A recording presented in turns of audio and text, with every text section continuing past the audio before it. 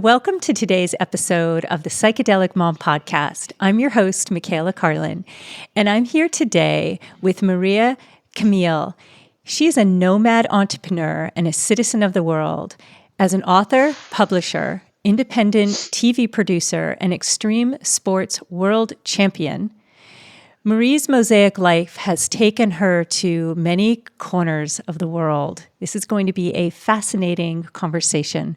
Her newsletter, Masters, Misfits, and Mentors, follows her amazing early years as a wife of a mafia gangster and the lessons she learned to start over, reinvent herself, and find her personal power. Maria currently lives in San Miguel, and she hosts psilocybin retreats for middle-aged entrepreneurs who are also reinventing their future. Oh my goodness. So welcome here today. Thank you. I'm so glad to be here. So we have another psychedelic mom and one who happened to be a mafia wife. So let's just start with the experience of being a mafia wife to a gangster and what that was like for you. Like, sounds so dramatic, doesn't it? Yes. Well, at 16, I got married to a man quite a bit older than me. I was in Alaska, and I was in my last year of high school with 12 Indians and Eskimos way up on the North Slope where my father was working. Wow. And it was ran by the Teamsters Union, that whole area, because the big pipeline was being built, the oil pipeline, which, if you ever watched the movie The Englishman with Jimmy Hoffa, went missing, and it was all about the mob and the Teamsters Union and the building of Las Vegas. And that's what I was married to, Jimmy Hoffa's right-hand man. Whoa. Which was hardcore back then. So this was back in, the late 60s, early 70s. I was 16. Wow. And I had 3 children by the time I was 21. So I lived life very fast, saw what the red, white, and blue was all about, which was not a pretty scene. At 19, my son was killed. Whoa. And our house was burned down the same night. Yeah, and then a few years later, I had another house burned down. Wow. So at what point did you know that your partner, husband, was a gangster? Did you know this very early on? Well, at 16 back then, I was very naive. You're just a young teenager. Yeah. So, yeah, of course, I started seeing things that just were like, wow, I didn't know this happened, very naive. But all the big mob bosses would come to our house on Sunday to watch football games and eat and smoke cigars and do deals. So for many years, I learned business, life, everything kind of through osmosis. That was my college. Wow. But through that, when my son was killed, that was the deal gone bad. So, that was, how do you even talk about it? It's not something that, back then, you didn't talk about PTSD or depression. Mm-hmm. You just got over it or you didn't. Wow. But I went inward. I started spirituality at that time. Mm-hmm. Of course, I went to church growing up and everything, and I started going back to churches, but it didn't do much for me. Mm. I didn't find peace there. So I started studying all religions. And some years later, I was able to leave that marriage, but it was very hard. You don't just leave a marriage like that. And when you do, the man owns the kids. Whoa. So as a mother, it's kind of like motherhood was taken from me if I wanted my freedom. Even though I had custody of my 2 daughters, Whoa. He kind of ran everything still for many years. Wow. How much older was he than you? About 18 years. 18 years. And I just want to go back and acknowledge this loss of your son, as you said, like, oh Mm. my gosh, I don't know how you Oh, ever get over it. What was his name? Davy. Davy, and he was 19. Yeah. Oh, no, he was 2 years old. Oh my God. And you were I was 19. 19. Oh my Yes. God. Yeah, so my little son, it was, And was it a deliberate death? yeah, but I don't know the details of anything. I Wow. never knew details of anything. Wow. So I know bits and parts. So anyway, my life was very much in the fast lane. But after I left that marriage is when the healing started, I which was not easy. know, because I want to just highlight a couple of things already that are coming up. One, you mentioned that we didn't talk about things. There wasn't like you could go to someone to share what was going on. You were in the middle of a group of people that were gangsters. I'm sure there was a level of living in terror. Your house was burned down twice. You lost your 2-year-old son in a marriage with someone who is controlling all the outcomes of your life. Oh, for sure. And Yes. so just touching on that a little bit, as a woman, you were how old when you divorced? 21? What was the system like? Was there any support for you as a woman leaving? No, No. no, no, no. Judges were bought off, lawyers are bought off. He just gave me a little money here and there just to just to play with me. I never had we had millions. I'd never have to work again if it was a fair situation. I wanted to leave and I left with my 2 kids. We did a regular divorce. He let that go through. I had custody, but afterwards is when it all changed. What happened afterwards after you got custody? Well, he would give the children a lot of money every time they'd come visit, and I had no money then. So just by him living in palatial homes, giving them, a few $100s every day for walking around money. And so it became very, uh, very hard for me for the kids to want to stay with me. It's a little bit complicated.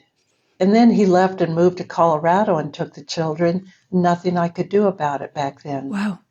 Honestly, it's just so sad to think about what happens to women and the asymmetry of power dynamics that you were in at Mm-hmm. such a young age. You could Yeah. probably not have an absolute clue as to the way that your life was going to turn out at this stage. That's so true. I was told when to do it, where to do it, why to do it, how to do it. I wasn't allowed to really go many places. I had no friends. My life was in the house. I never saw him. I was just kind of raising kids. Wow. We didn't have a regular marriage. We didn't go to movies. We didn't go out to eat. He had his deals. Then he'd go play poker at night. So anyway, back then the women were totally in the house. Um, I even wanted to take a correspondence course, is what they called them back then, on interior decorating, and I wasn't allowed to. Wow. So I had no empowerment at that age, no like sense of self-esteem or worth. So when I left at 21, my children were 2 and 4, so it's really sad that they were so young. But I had to just go out there on my own. I've never worked. Before I had all the money I could spend. Now I have nothing. What gave you the courage to do that? I don't know what gave me the courage, but that's the thing. Once you make, I have a saying, when the pain of the problem becomes greater than the pain of the solution is when you'll do something. So I decided there's more to life than this. I've got to leave. And I did. And yeah, I was followed. I was harassed. But I had saved up $5,000, and I went and put that $5,000 down on 10 acres of raw land in Arizona. Had no idea what I was doing, but all I knew was deal making. So I put this money down on this land and built a subdivision. It was my first job. So that was your first business deal, was building a subdivision. Right. And it didn't even have water, this land. I had to bring in the water. I hired all the subcontractors. I didn't have a clue. Wow. And I designed my own house. Literally, I sold off all the lots the first year, paid off the farmer for the land. He probably thought I'd never pay him off. He'd get the land back. I paid it all off and built my own house. Wow. And that's the second house that burned down. So after you had left and built a house, they came and burned down your house. How dare me be successful and God. go out on my own. But at the same time, I started skydiving. I met a friend that was big time into skydiving. And gosh, I sat down there, that airport, for 6 months and looked. I was so scared. But then I started. And within a short time, we bought the lease on the airport, and so I was running a skydiving center out in the middle of the Arizona desert. Oh my gosh. Is there a movie about you yet? And so then after that, I wanted to try to compete in this very extreme sport in skydiving called style. And style is gymnastics at 200 miles an hour. Wow. And you only have 15 seconds of airtime. So it's very fast adrenaline, mind, body. And I ended up going back to Fort Bragg in North Carolina to train with the Army team to try to make the U.S. parachute team. Wow. And I was the worst one there showing up. I knew nothing. I was scared, but I went. Again, I just walked through these walls. And I ended up with a man who came in. He was like the world famous skydiver. And he said, you could be really good. You just don't have the right technique. And he became my coach.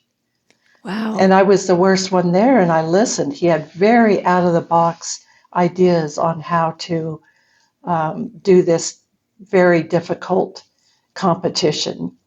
And I listened and I trained. I made more jumps that first year than even the Army team. Wow. I mean, I turned into a machine, and I ended up getting on the U.S. parachute team, going to my first world meet in Rome, Italy. And I'm Italian, so it was a big deal. Wow. And ended up winning 4 gold medals. Oh my gosh. Congratulations. Yeah, I was better. That's amazing. It is. Because no American woman had ever won before. Wow. We couldn't beat Russia in those days. So I beat the Russians and the East Germans. And I mean, even what you were doing as a woman leaving, so many women would not have left. So many women would have stayed for the false sense of safety. And then here you go on to do an incredible entrepreneurial deal and then get 4 gold medals for doing this extreme sport. Wow. And then I stayed on the team. So I traveled with the team for almost 10, 12 years. So I lived with these military guys. Back then it was mostly military. So I was with the Navy SEALs and the Delta Force guys, all these big, beautiful men.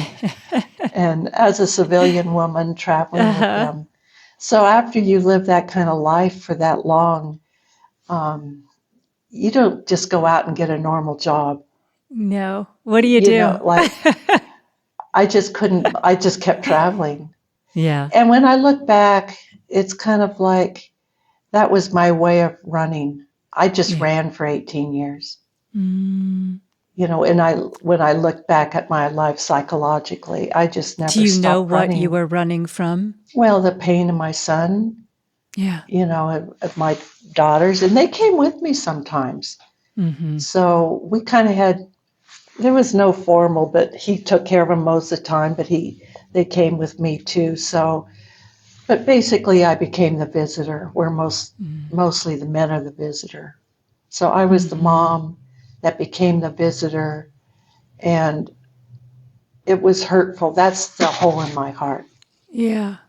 Yeah. Because I was a good mom, and I'm not flaky, and I'm grounded. And so it's always been very sad, but nevertheless, that's the way it turned out. But how psychedelics came into all this, it's very interesting.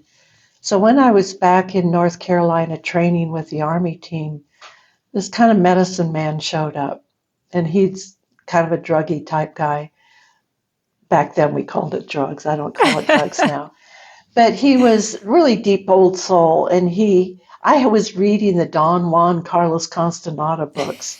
Of course you were. Yeah, my sister gave them to me. Yeah, beautiful. At 16, she literally went down, this was in the 60s, she hitchhiked the Amazon River by herself at 16 in the 60s, meeting all these shamans, Wow. and ended up with Maria Sabina in Mexico. Oh, wow. So she was this old soul, beautiful spirit. And she gave me these Don Juan books, the Carlos Castaneda books. So I was reading those about the Mazatec Indians in Mexico and the psilocybin, the peyote.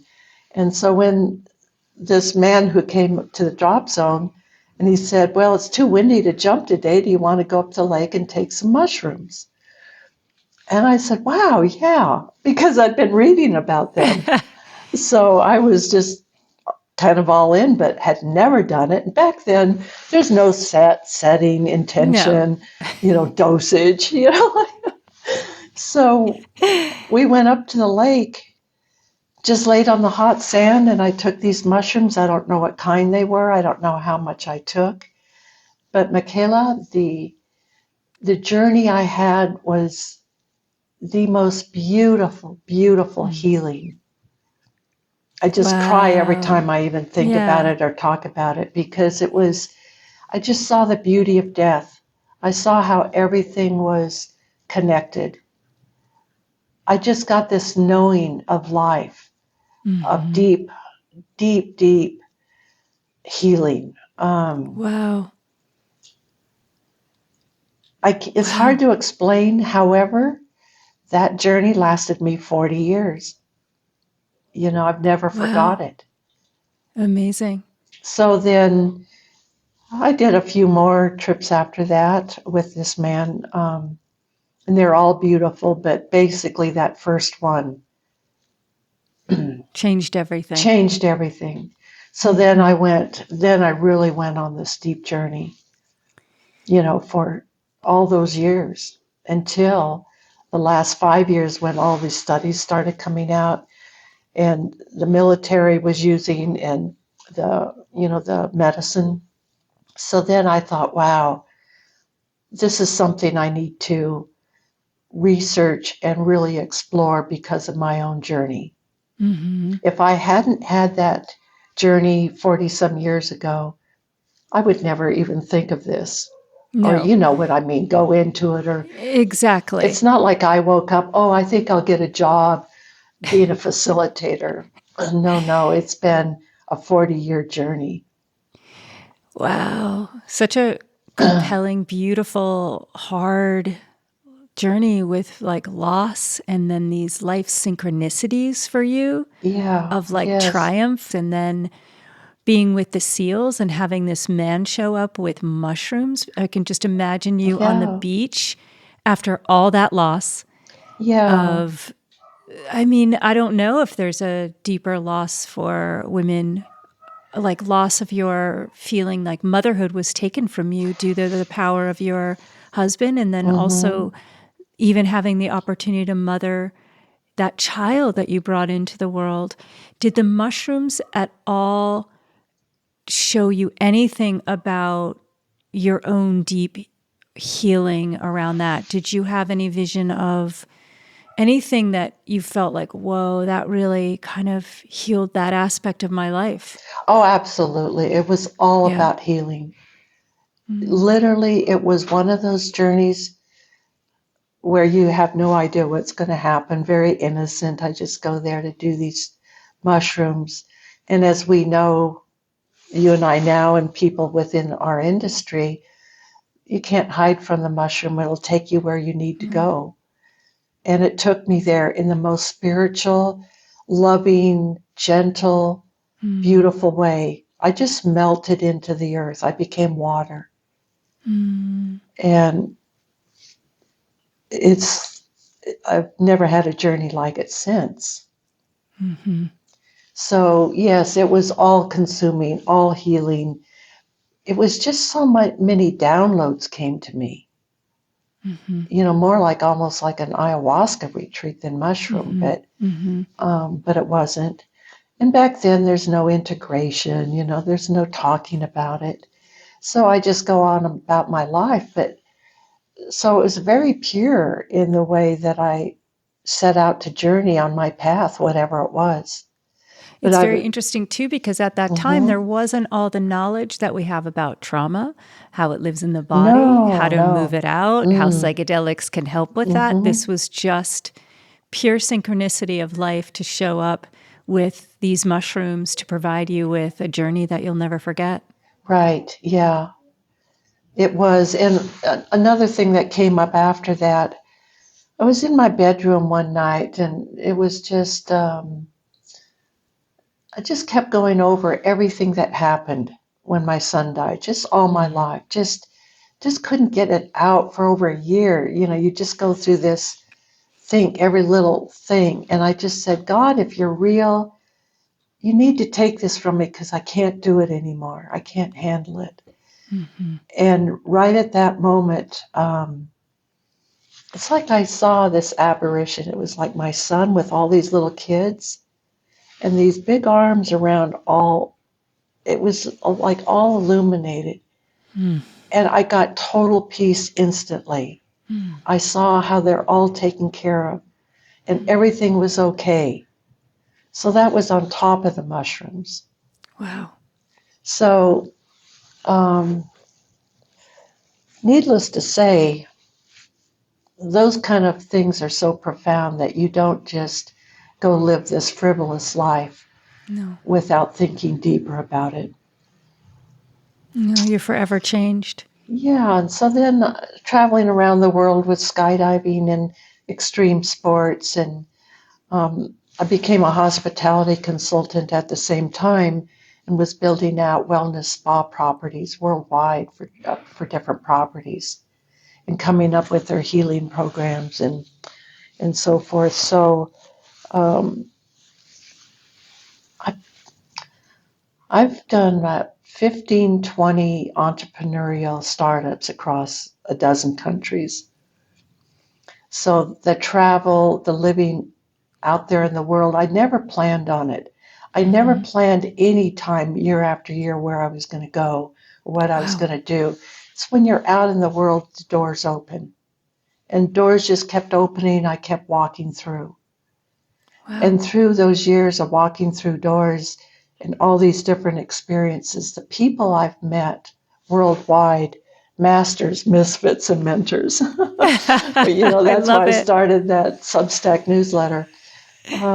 Because really profound people I've met, like a Tibetan monk who literally hiked 2,000 miles across Tibet to escape when China was taking over, and a Taoist priest that I worked for years, managing his wellness and program and resort up on the mountain way up in the mountains of Colorado.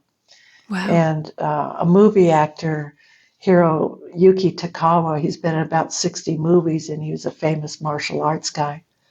And so I met these amazing, deep, beautiful, spiritual people in different ways, but not ever as a class or a course. It's like I was their friends, or I On the traveled ground. on the ground doing it type thing. So all of that is what molds you. It's a very mosaic life with different experiences. And so when the studies started coming out with the veterans, the military guys, I know those guys. I grew up with them. And so up on the mountain, when I was managing the Taoist Center, it's a big martial arts center. Taoist, he's a Taoist priest from Wudang Mountain in China. And so it was beautiful. We're 10,000 feet up in the Colorado mountains, looking at the highest mountain in Rocky Mountain National Park. It looked like Mount Everest was Gorgeous. Was our front lawn.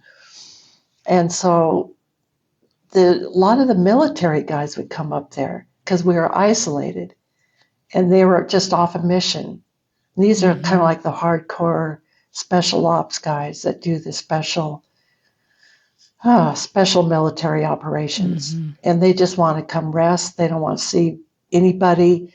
Severe PTSD, severe anger. And I became like their mother up there. And so we started doing some psilocybin retreats. And I just kind of remembering from the first day that I did it. Yeah. But we all just kind of learned together, and it was so profound. I just saw miracles happen.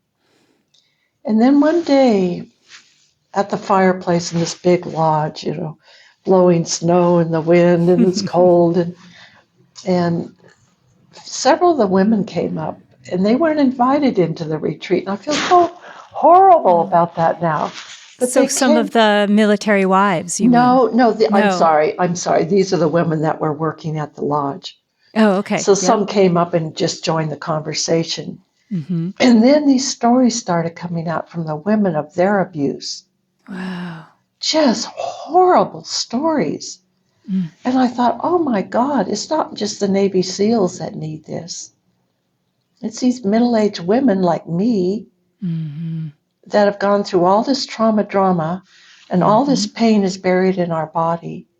Like one woman, she was really overweight, very arthritic, really in bad shape.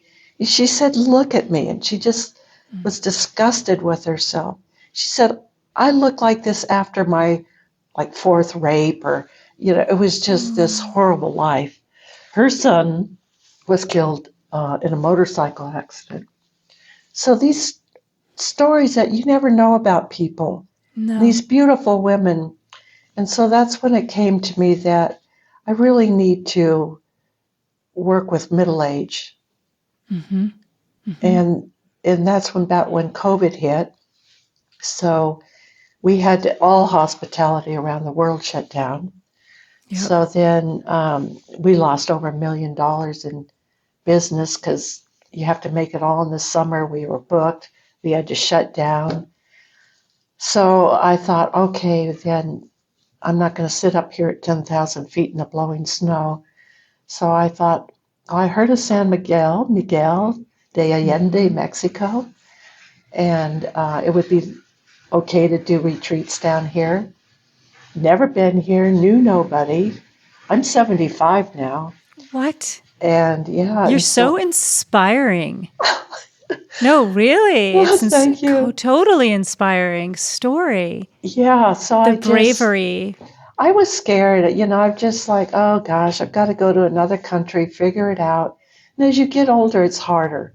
Yeah. And I knew nobody here. I lost about 50,000 in commissions after COVID shut us down. And I'm not going to get that damn shot. So I thought, okay, Mexico, thank you for keeping your doors open. And I headed to Mexico. And wow, I came by yourself again. At 70 years old? Well, I was 73 when I came. 73, nobody, land in San Miguel. And what happens? Well, I just, do what I do, just baby steps, just start figuring things out, and then I was invited to be a part of Tabla Rasa Ventures. They're the startup, kind of an incubator program for psychedelic companies doing therapy. And they invited me to be a part of their program while I was still up in the mountain. And they even came up there and visited me to see what I was doing with the veterans. So I became a part of that program and literally got to meet everybody in the world doing studies, John Hopkins program, everybody. So when I came to Mexico, I was in that program on Zoom calls, meeting people, discussing things. And my vision was to start working with middle-aged people. And there's plenty of those as expats here in Mexico. And just slowly, just nothing happened fast. I was a little bit like, oh, am I doing this right? You just like, I'm never easy. It's never easy for me for change, but I do it. I just walk through the fear and go do it. So I just started doing these retreats here. And then the Guardian newspaper out of London heard about me. And they wanted to interview somebody, an elder that had a good trip with me. And well, I had the perfect person. His name is Scott Wright, and he was America's famous DJ back in the day, big record executive, then owned a winery. And he decided, I've got to do mushrooms. He came down to Mexico. I only do private retreats. My clientele like private. So we did this he had an amazing journey. And so I put him on for the article with the Guardian newspaper. Yeah. And after that article came out, oh my God, I was getting emails from all over the world because Guardian newspaper's huge. Right. So, so that started like 200 emails coming in and me arranging retreats. I've had people from Croatia, Australia, Switzerland, UK. I've been so busy all summer. Yeah, all It's so summer. amazing. I'm curious because I know this work well, and it can be incredibly draining, and as beautiful, profound. Like, what else, as you said, are you going to do in the world after something frivolous? No, no. Yeah. And you kind of give your life to this path and to those who are called to the medicine. I'm curious for you what it's like.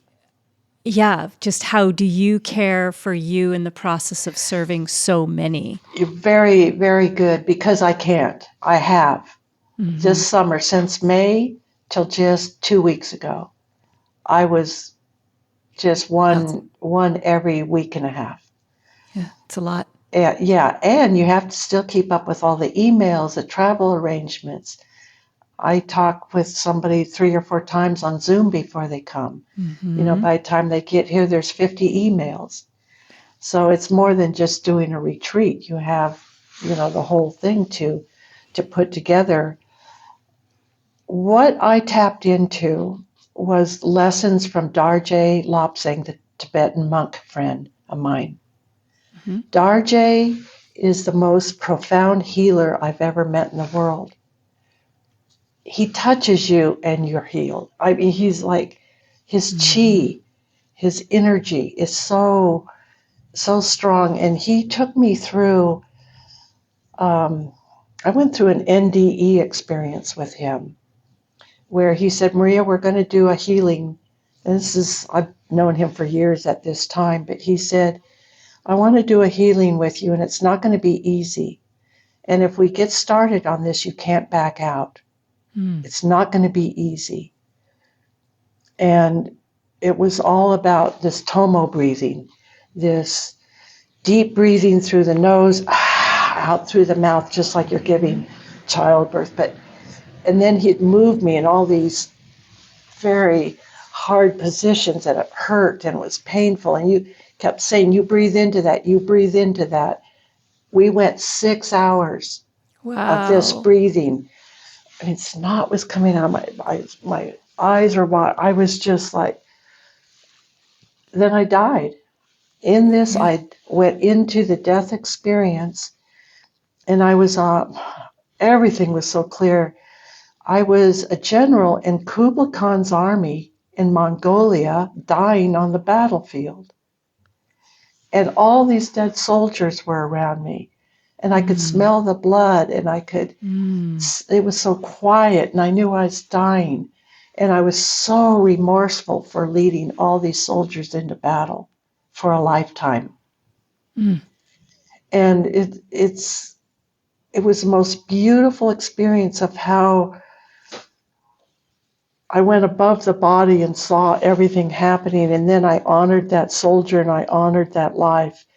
And then I just floated away into this most peaceful, beautiful, loving place. No light, Mm. no tunnel. I was just loved. And everything was like, I can finally relax. Mm. No more worries, no more stress, just love. And it was the most amazing, amazing thing. And then I didn't want to leave. But Darji said, Marie, you've got to come back now. But anyway, I had to come back. Mm-hmm. I didn't want to. But from that journey, then I learned about how DMT, that's breathing. You Yeah. go into the same almost type Yeah. of thing that you can with psychedelics. Mm-hmm. Mm-hmm. Like a So, 5-MeO-D experience where you dissolve into pure love. yeah. I mean, I haven't done the 5-MeO DMT, but um, I think that's very fast. Doesn't last very long. Where this You can lasted, access through your breath, yes. And you can yeah, access, as we know too, just through deep meditation. yes, yeah, Yeah. all of that. Well, Darje and meditation, it doesn't get any deeper than what he can take you. I mean, his ability to put his mind where it needs to go. Like Mm. when he heals people, he'll sit across the room, but you can't move out of your chair. You have It's this amazing. profound heal. Yeah, it is. So anyway, how do I get through all these retreats, or how did I this summer? It's from his teaching on how to rebalance yourself, Mm-hmm. and how he explained to me the Buddha nature, how you have to breathe it out, and how you have to reset. And um, I've just learned so much from him. I love that. I love Yeah. that. So Yeah. And I love that you're pointing to, too, that we can get to these states through breath, through meditation, through someone who is vibrating at a higher level, mhm, mhm, and that it's always accessible. This space of pure love, pure light is always right here. And that in a mhm, lot of ways, that's what medicine is doing is it's like a mhm. remembering process. Yeah. Yes. But I would imagine, I mean, I know like there is such a need for that kind of returning to your own deep self as you're serving others, as you're holding their deep, deep process. And as you say, it's not just the medicine, it's a lot of the integration work after, or the trauma release, or the child parts work that then Mhm. happens after the journeys. Yeah, integration is so important, and I think that's a tough one because when you're working with doing a lot of private retreats and you're getting ready for those, although we have an integration day, my private retreats last 3 days. Mm-hmm. So we do an integration the last day, and then we talk after they get home. But at a certain point, I just can't follow everybody forever. Right? Mm-hmm. So I just feel that many don't make it through to the other side permanently, so to speak, Mm-hmm. because it does take work. And when you go back to your normal life, and if you don't start changing things like right now, or if Mm-mm. you don't have a big enough journey to where it just really wakes you Alters up, everything. Yeah. yeah, I think it's kind of hard to get there. And that's something I'd like to explore more is is the integration, or how people can be but life takes over. I had a very interesting man come down recently. He's a rocket scientist. Mm-hmm. He's a physicist. He's a genius. Yep. But working on bombs that can kill the whole world. Let's get him some medicine. No, he did. He's so depressed from his job. And he had to sneak down here. Nobody could know he was doing this. He's got top secret clearance, so they do drug testing on them and everything. So anyway, he came down and we got into this journey. And about halfway through, he started talking it out loud. And a lot of people don't do that. They're just silent or they're crying or, you're just going through your thing. And he started talking about everything. And I just kind of shut down my meditation, got out my notebook, and literally started writing down this information. It was just amazing, profound. When he woke up out of that, well, he was yelling and screaming all kinds of, get out, everybody get out, go to the river, boom, boom, boom, boom, boom, boom, boom. Just like he was getting mad. You could just see he was reliving this whole job he's on. It's just, it was scary, even for me, kind of. I mean, I was writing all this down, but when he woke up, first thing he said, I just rewired my brain. It's amazing. And then he said, I won't be there in 6 months from now. Yep. So he's somebody that I really want to follow. And, we kept in touch. And he went home and he said, I go out to the desert every night and just meditate. He was just on it, going to change his whole life, everything.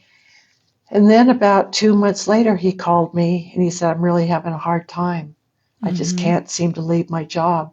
And oh my God, I just love my people. I love my guests. And I just feel so much love and compassion when I sit with somebody. And I don't just sit there and watch. I'm a conduit. And I'm just praying the whole time, even though I'm not religious. I'm deeply spiritual with it, though, as I think we all understand. And it's hard to describe like what actually emerges in this space, right? Because you were seeing like child memories emerge. You're seeing like the beauty of a personality that's been so thwarted by conditioning suddenly emerge. Like, oh my gosh, I'm an artist. And these revelations of their true nature coming through. And then really hard stuff. Like I was bullied so much. I was like really bullied, just the things that emerge in the medicine space that you hold and have such deep compassion for. And then the utter changes in someone's life direction and rewiring of self. It's ineffable. Yeah, I just see beautiful turnarounds, and you kind of get the worst of the worst. People have been on SSRIs and benzodiazepines, for 20 some years. They just never get off. No. They don't feel. No. There's no feeling, and they have all this trauma built up in their body from all these years. So to see anybody after that even has any feeling is just a major thing. Yeah, definitely. I just interviewed Dr. Ben Sessa, and he's a psychiatrist out of the UK, and he said psychiatry has become palliative care.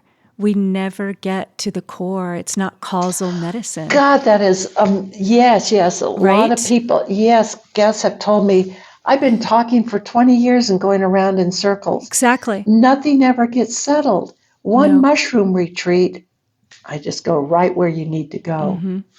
Yep. Oh, that's interesting. He said that. Wow, Yeah, he's cool. really pushing for a pathway for legalization in the UK so that, people get the care that they need. So do you Yeah. have other people that support you? Do you do the medicine work on your own? Oh, yes. Yeah. Yeah, yeah. Yeah. No, I'm the conduit. I just, I hold the space in a very deep way. I get to know my client very well before they come. So by the time they're here, it's kind of like we're already friends. Right. We just get Yeah. right into it. And just beautiful, beautiful turnarounds. Yeah. So how long you've been doing this for 5 years? No, it's been more about 3, two and a 3? half, 3, yeah. And I'm just curious whether your children have ever, and if their privacy is important too. So if that's not a question you want to answer, but I'm curious if they've ever done psychedelic. They have never done it for therapy, and I wish they would. It would be good for Yeah. them. But they're still very controlled by their father all these years. Yeah. They don't do anything without his money. They live in his houses. It's so they're older now, and Yeah. they're totally still controlled. Well, I'm But glad I'm you good. are I'm out close from to under them. that. Yeah, Yeah. I'm glad that you're out from under that control and that you found your own sovereignty and truth and the medicine path. And now that you're supporting others on their journeys. What Yeah. beautiful. Who would have ever predicted that life? Oh, I know. I would never. But then I'd always say over the years, I wonder where I'll be this time next year. Because it would always be something I would never think of. Wow. So, yeah, I've been all over most interesting things like skydiving into the headhunter villages in New Guinea for a movie, for an expedition, Wow. getting put in prison down there. It just, Crazy. my website has a lot of these stories, but being in Saudi Arabia, 30 days solitary confinement because I wasn't on the trip to go to Djibouti in Africa, and I had to stay home. It was only supposed to be an overnight trip with the pilot was my parachute coach, and he got this job in Saudi Arabia flying for a Greek Saudi construction company. This is back in like 1980. So Wow. back then it was hardcore. Women aren't on the street. Oof. And I had to stay in this apartment for 30 days. Didn't even know where they were, when they were coming back. Nobody knew I was there. I've been through so many Wow. life and death situations. Anyway, Wild. what was I going to say from that now? Okay, well, kind of the conclusion now. Yes, I'm doing psilocybin retreats in Mexico. And Scott, the one that the Guardian article wrote the article on, I mentioned to him one day, I said, boy, there should be a documentary on elders, young elders, taking mushrooms, because it's really kind of getting prevalent.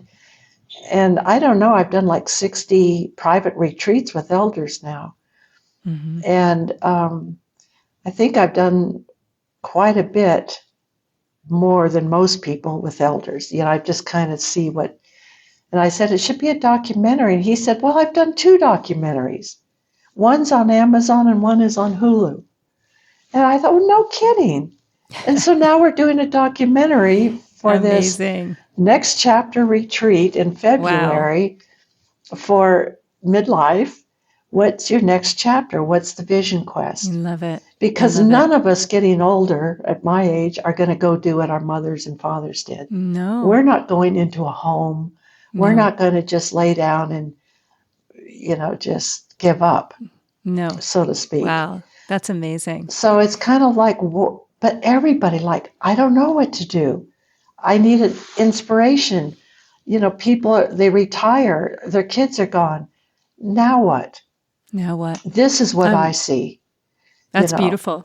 Yeah. Yeah. Because, a lot of people, as you're saying, they're retiring and it feels awful. They come out of retirement because they don't know what to do. And a lot of times the communities that are set up for retirement really are just like one kind of thing versus deep learning, deep travel, like having a purpose and a meaning. So I love that you're doing this work. How can people find you? MariaCamille.com. So those retreats are on my website. A lot of these stories are on my website.